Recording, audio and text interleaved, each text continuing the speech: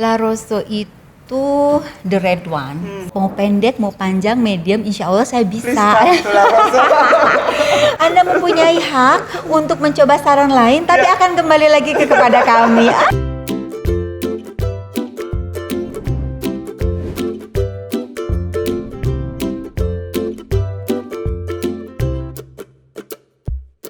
Hi there, welcome to my channel. Meet ordinary people with extraordinary stories. If you like this video, hit the like button. And if you want to see more, press the subscribe button as well. Enjoy! Tanti Hardianti atau Tanti Coach Ran? Tanti Herdianti. Tanti Hardianti. Asli. Tepatnya. Emang dari awal sekolahnya salon? Iya. Jadi waktu awal itu gue suka dengan rambut. Nah terus tapi awalnya sih gue nggak kerja langsung di sini. Iya. Terus gue kerja di bidang lain di office equipment gitu. Oke.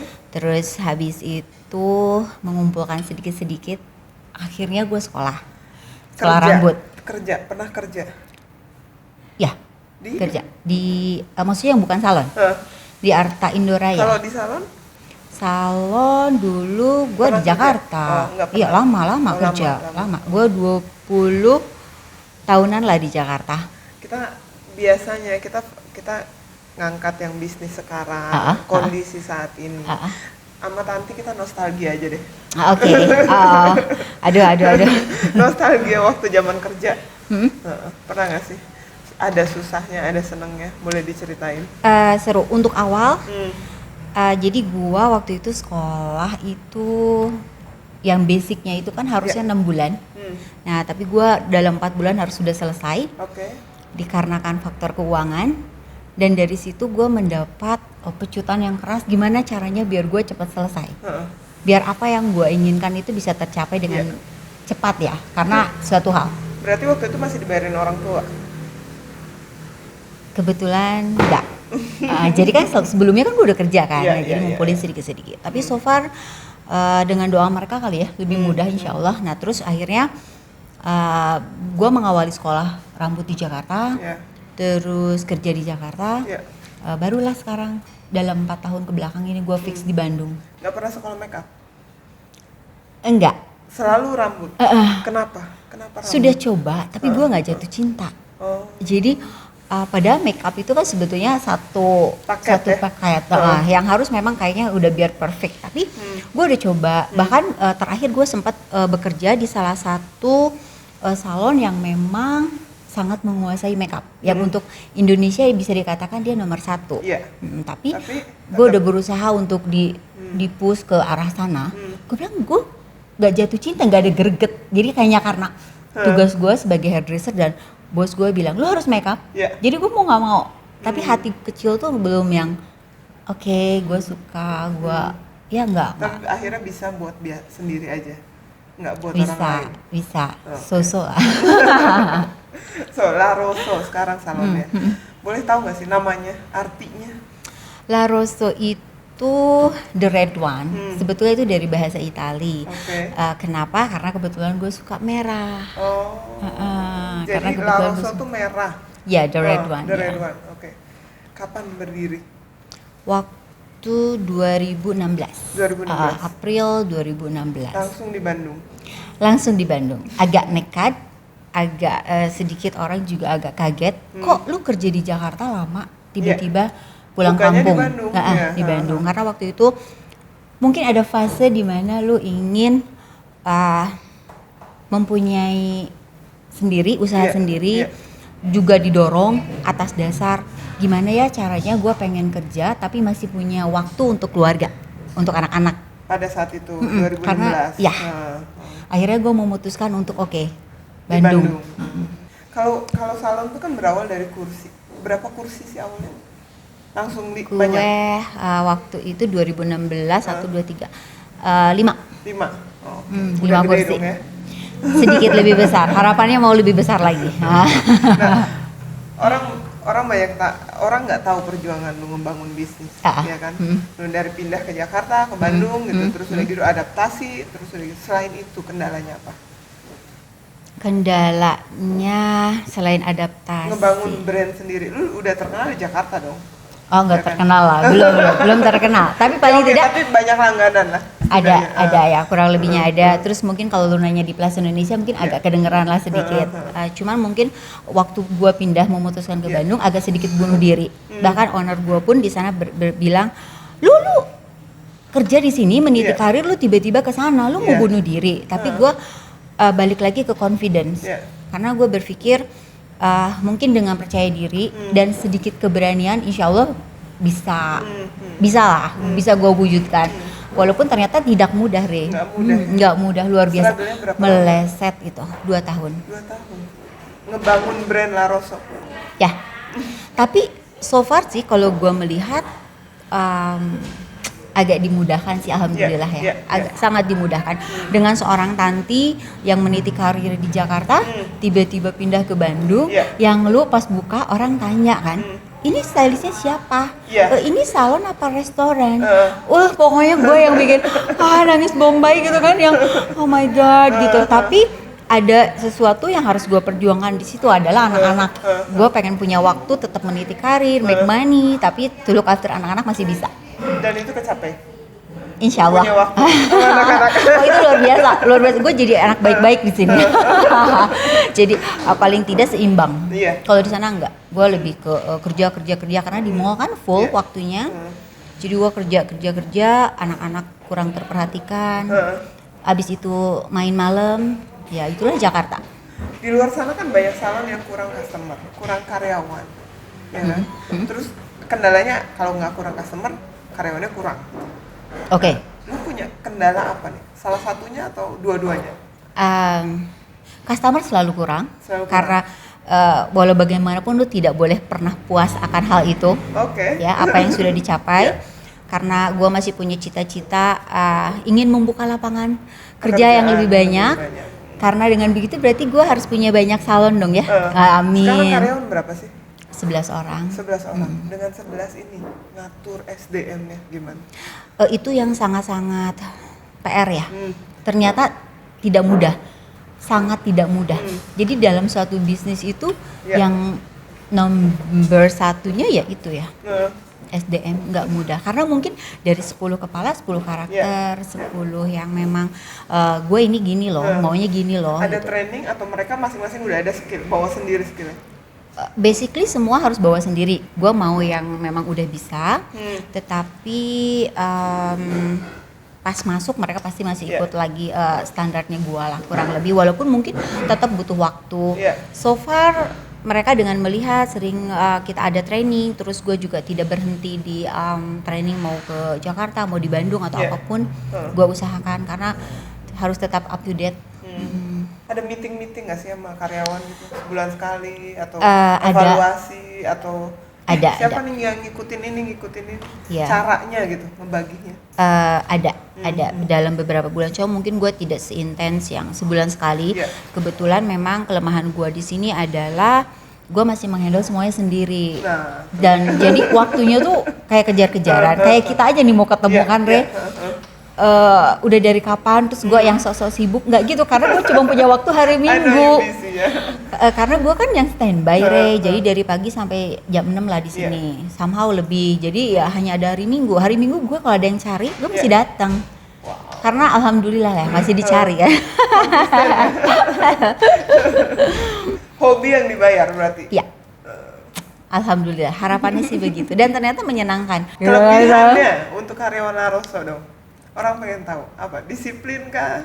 Skillnya kah? Skill of course ya. Gue selalu berusaha untuk upgrade skill baik gue pribadi juga staff. Terus mungkin kalau untuk berat nih, masa harus jadi air laut asin sendiri nih gue harus ngomonginnya. Nah, orang kan pasti datang ke sini yang pertama adalah Tanti. How they have customer? Ya jadi gini, kita kembali lagi ke La Rosso sendiri ya. Kenapa ada banyak orang yang tanya, kenapa sih lu nggak kasih namanya Tanti? Tanti Salon, orang lebih tahu. Dan gue bilang, poinnya adalah gue tidak mau membuat nama gue ada di situ biar orang tidak mencari gue saja. Gue mau semua di sini adalah sama, di sini juga ada staff gua yang lain yang mungkin tidak kalah skillnya dengan gua gitu. Jadi itulah berawal dari situ. Lebih ke biar semuanya sama, semuanya rata, semua menikmati keberkahannya itu gitu. Jadi La Rosso ini menu utamanya rambut, coloring, potong, ya. Sebetulnya sih semua ada. Semua ada. Tetapi mungkin untuk perawatan yang lain sih belum ya, karena waktu itu masalahnya di tempat gua kan tempatnya kecil gitu. Jadi dan entah bagaimana waktu pertama itu gua lebih ke kayak yang penting gua bekerja, gua buka, terus gua kayak trial ya, dan ternyata luar biasa. Harga gimana? Harga gua relatif menengah ya kalau gue lihat, somehow gue dapat konfirmasi dari klien, gue nanya, kemarin gue kalau di sini gitu, sana mahal loh, sana mahal atau di sini lebih murah atau apa. Nah semua sih kembali ya ke budgeting, ke budgeting mereka sendiri, terus ke kepuasan. Mungkin somehow di sana lebih bagus atau di sana lebih jelek, somehow mereka ingin kesini lagi. Media sosial dipegang sendiri? Iya, belum sih, mungkin kedepannya sih sudah mau mulai menata karena sebetulnya manajemen itu kan yang utama. Nah itu kelemahan dari gue sendiri untuk sampai saat ini saya merasa itu. Nah jadi mungkin udah mulai membenahi nih, nanti sosmed mau ada yang pegang siapa atau bagaimana. Dan gue itu kolot, gue itu nggak main sosial media ya? Iya, aduh gila ya, malu-maluin banget, tapi hidup gue tentram tau gak? Hidup gue terlalu lurus aja, tapi sama jadi ketinggalan juga. Nah kayak kemarin juga untuk La Rosso itu gue agak telat. Setelah gue berjalan berapa lama, klien gue bilang, aduh masa sih, iya harus lo Tan, lu tuh gimana sih lama di Jakarta gini. Enggak, gue gak punya apa-apa, gue tuh lurus aja. Gue dong, lu gak harus. Akhirnya Bayu. Iya, pada akhirnya gue langsung melihat ternyata betul. Aku pernah berpikir begini ya, aku kan salah satu customer. Nah aku selalu berpikir kalau aku mau potong rambut ke La Rosso, potong rambut yang pendek ya, dengan terapnya, dengan apanya. Iya nggak sih, orang-orang kayak spesialis rambut pendek gitu, nggak juga. Ternyata lu salah satunya yang berpikir begitu. Gue juga nggak ngerti itu pencapaian yang luar biasa, walaupun kadang-kadang gue malu sendiri dan gue harus cari kenapa ya, apa gue guntingan panjangnya kurang. Sempat ada di fase itu karena lu tahu dong, klien nih telepon, saya mau appointment tapi saya nggak mau rambut pendek. Jadi dia bukan dulu mendahulukan dulu gue mau appointment dengan A atau apa, tidak, dia langsung kayak ketakutan sendiri. Dan itu terjadi sama gue. Terus sering banget kan, saya mau potong tapi nggak mau pendek ya. Oh tentu enggak ya kan, semua kembali lagi lu maunya bagaimana. Tapi memang katanya untuk di Bandung tuh kedengeran untuk guntingan rambut pendek, cari Tanti. Padahal di sini suatu kesempatan loh. Gue ingin menegaskan sama semuanya. Mau pendek, mau panjang, medium, insya Allah saya bisa. Asli loh, Rek. Itu orang-orang. Berarti bukan hanya gue, beberapa juga customer dan ada. Dan yang lucu tuh apabila mau buat appointment mereka bilang itu. Saya jangan pendek-pendek ya. Nah gitu gue sampai kenapa ya, ternyata denger gosip di luaran. Itu mungkin uniknya La Rosso kali ya? Mungkin gua lebih berani. Orang itu hairdresser semua bisa gunting, tetapi untuk rambut pendek mereka tuh kayak punya keraguan. Kayak takut kependekan, takut boys, takut apa. Nah kebetulan kalau gua orangnya selama lu memperlihatkan foto atau apa, ya gue seneng, berani, berani. Karena kan somehow rambut panjang terus boring, kalau rambut pendek tuh lebih. Nah, aku mau nanya nih, kenapa customer-nya bisa loyal? Apa yang memberikan ke mereka? Servisnya? Gue selalu menanamkan semua klien gue itu adalah sama. Somehow kan kita di jasa, ada yang suka menspesialkan seseorang, ada yang melihat karena suatu hal.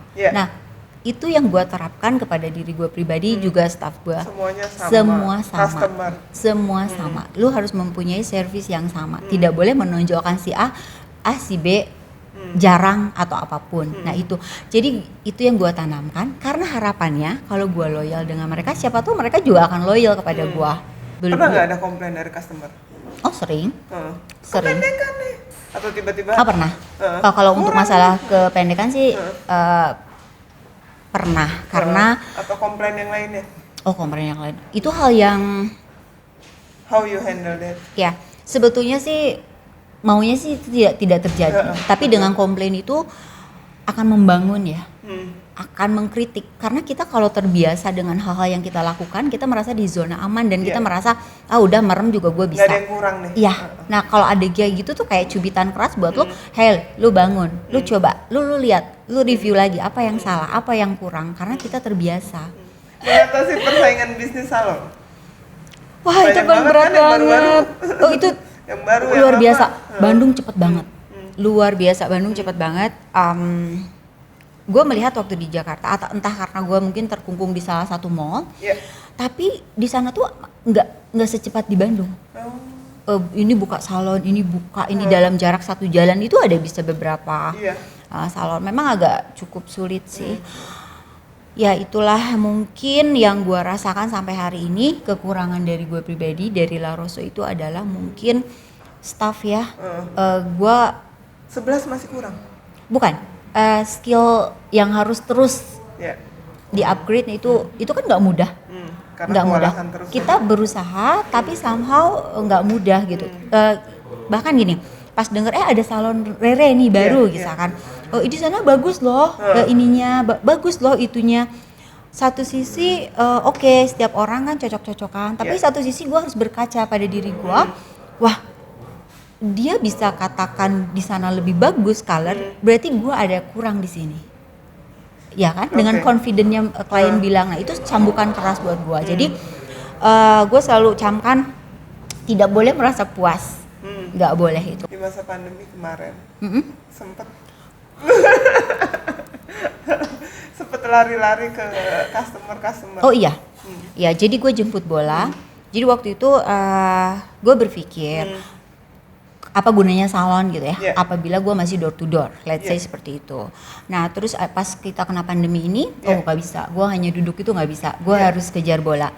Yang pada akhirnya gue memutuskan, gue mau home service gitu, dengan segala tek-tek bengeknya, dengan kerepotan karena pandemi ini. Tapi kalaupun gue tidak mengambil langkah itu, entah apa yang terjadi. Itu berat banget. Karena prediksi gue kepedean dulu, 6 bulan beres. Ternyata. Dan 6 bulan lu tutup? Enggak, 4 bulan saja. 4 bulan? Gue ngikutin mall. Jadi mau buka, gue coba ikut buka. Tapi setelah itu customer nggak balik lagi dengan utuhnya? Belum. Sepi banget? Belum. Jadi pas gue buka itu untuk mencapai 30% aja sulit sekali. Ada gengsi nggak sih? Gengsi karena door to door? Gengsi nggak ada, gue malah happy. Karena kenapa? Mereka masih mempercayakan itu kepada gue. Masih tetap mau lu datang ke rumah. Ibaratnya loyal ya kan, loyal, dia menunggu seorang tanti gitu. Tapi somehow gak enaknya juga ada. Lu tuh bertahun-tahun jadi karyawan, sekarang buka salon sendiri dengan 11 orang. Kena masa pandemi. Oh luar biasa. How you feel being boss? Mau balik gawe aja. Egois banget ya gue. Jadi pas pandemi itu gue merasa enak banget ya apabila lu bekerja ke situ. Memang sih itu ego banget. Cuman kalau lu bertanya pribadi gue, enakan gawe, nggak usah mikirin ini itu ini. Karena kan semua tetap berjalan, Re. Sewa dan bla bla bla tetap berjalan. Cuman ya itulah yang terjadi. Tapi pas di saat lu mencapai goal di mana lu tidak sampai tutup, lu masih bisa survive, lu masih bisa bertanggung jawab terhadap staff lu, itu luar biasa. Gue merasa, alhamdulillah ya, gue beruntung, gue masih bisa cover semua dalam keadaan seberat ini, gitu. Jadi ternyata kepuasan jadi bos tuh bukan untung yang banyak, tapi bisa bertahan di masa sulit. Iya. Jadi kayak apa ya? Jadi kayak ya lu bisa mencetak gol itu sendiri gitu, nggak bisa dibilangin gue hebat atau nggak hebat, tapi nikmat asli. Jadi ngemplong gitu, Re. Terus setiap waktu yang awal tuh 4 bulan tuh kan luar biasa tuh, jadi kayak luar biasa itu, deg-degan apa, tapi setelah dijalanin enggak kok, gue masih bisa hidup layak, masih bisa menikmati, masih makan, masih bisa milih. Nah jadi gue yakin, oh ternyata enggak, kalau dipikirin memang gila. Satu pertanyaan nih, orang nggak tahu, suami dari mana? Aduh, ini kok jadi ada ini ya. Suami gue itu blasteran Itali sama UK. Jadi mamanya Itali, papanya dari UK. Nah dia tuh setengah usianya tinggal di Itali, terus waktu kuliah dan bekerjanya di UK. Sekarang di Bandung. Sekarang di Bandung, kita semua pokoknya di Bandung aja udah kumpul. Kebetulan support banget dia.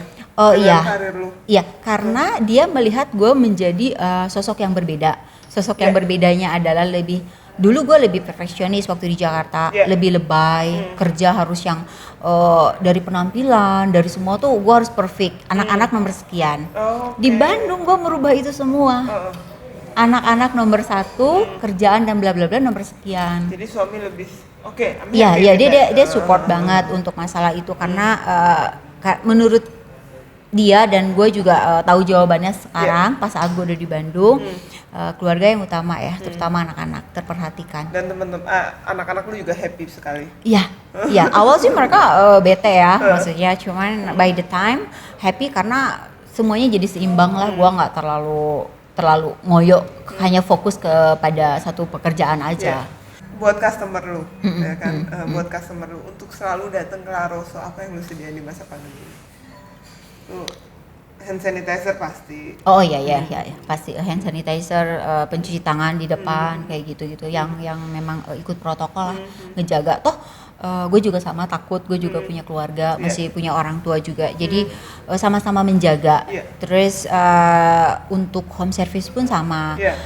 Gue masih tetap selalu lah cuci tangan dulu, permisi dulu, bla bla bla. Tapi ada fase di mana waktu awal pandemi gue harus pakai APD gunting.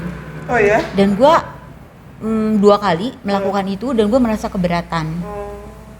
Gue di suatu ruangan yang itu asing. Customer yang minta? Iya. Kalau untuk seperti antigen gitu kan udah biasa kita lakukan. Cuma mungkin dia mau gue pakai APD, pakai sarung tangan, pakai face shield. Nah itu berat banget. Panas dan gue di ruangan bukan yang gue pribadi, itu beda kan, pressure-nya tuh lebih panas, lebih gelap, lebih apa, itu cukup 2 kali ngalamin, jadi berasa jadi ibu dokter. 2 kali sih, gue abis itu gue minta tolong, gue nggak bisa lagi kalau mau pakai itu, jadi gue masih pakai sarung tangan, pakai face shield, masker, tapi gue nggak mau pakai APD. Itu luar biasa, ternyata nggak mudah, luar biasa. Kebayang kalau perawat ya? Oh iya. Dari situ gue baru tahu, oh begini loh. Gue pikir kan hanya, iyalah tidak seberat apa yang gue bayangkan. Pas gue merasakan itu nggak bisa, nggak enak banget, nggak enak. So berat sekali untuk perawat sekarang. Iya. Nah untuk orang yang mau datang ke sini, selain semuanya udah komplit dengan kesehatan, ya maksudnya protokol kesehatan, apa yang disuguhin lagi nih, yang terbaru? Yang terbaru belum ada sih, lebih ke masih coloring, masih sama. Terus mungkin kenyamanan. Di tempat yang lama mungkin gua kan lebih kecil. Otomatis kan dempet-dempetan sekali kayak gitu. Ini lebih punya space ya. Karena jarak antara sedikit lebih besar lah, paling tidak nyamannya ada. Ya, harapannya gitu. Kesan dan pesan buat customer. Selain hey guys, please come. Selalu kembali ke La Rosso. Anda mempunyai hak untuk mencoba saran lain, tapi akan kembali lagi kepada kami. Itulah harapannya. Aku ngelihat logonya apa sih? Lifestyle of Beauty. Ya, untuk menunjang gaya hidup. Orang Bandung kan sebetulnya mereka lebih lebih bersosialisasinya lebih banyak waktu kayaknya kalau gue perhatikan. Jadi kafe, makan apa di luar. Iya, dan terus mereka selalu yang oke lah ya penampilannya. Jadi ya memang harus datang ke La Rosso Lifestyle of Beauty untuk menunjang gaya hidup Anda, termasuk lo ya, Re. Thank you so much. Aduh, sama-sama, Re. Udah?